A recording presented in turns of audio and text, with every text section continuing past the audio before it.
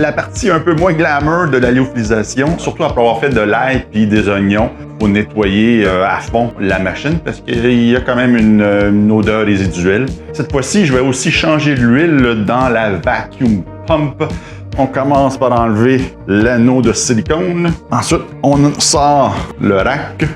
J'utilise un mélange de vinaigre et d'eau pour nettoyer avec une petite touche de peroxyde d'hydrogène pour m'assurer que ça soit propre, propre, propre.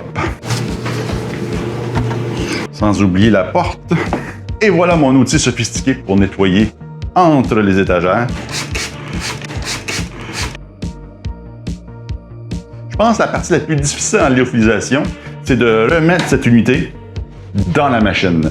Je commence à être pas pire, ça va, mais je pense qu'à chaque fois, j'ai des petites sueurs en disant « ça va jamais rentrer, c'est impossible ». Mais finalement, ça finit par rentrer, mais ça prend de la patience. Regardez-moi aller. Juste pas exprès, c'est allé sans aucun problème. Que veux-tu? C'est peut-être l'expérience qui enfin commence à rentrer. Et voilà, la machine est prête pour la prochaine batch.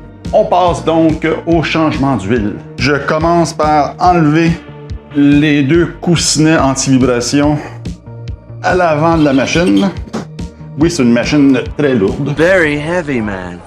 Ça permet de créer un angle sur la pompe et donc l'huile s'évacue plus facilement. OK, on ferme tout et on remet de l'huile. Et on va tester pour s'assurer que tout est correct. On choisit donc test, évidemment. Je n'ai rien testé sauf la vacuum pump. On clique ici. Et en principe, la mesure en pascal devrait baisser dans les centaines, plus ou moins. Et voilà, c'est tout. Le changement d'huile est complet, la machine est toute propre. Je suis prêt pour la prochaine batch qui me tient à cœur, qui va être probablement des barres à l'avoine enrichies au fer. Restez à l'écoute, je vous reviens sous peu avec ça. Salut!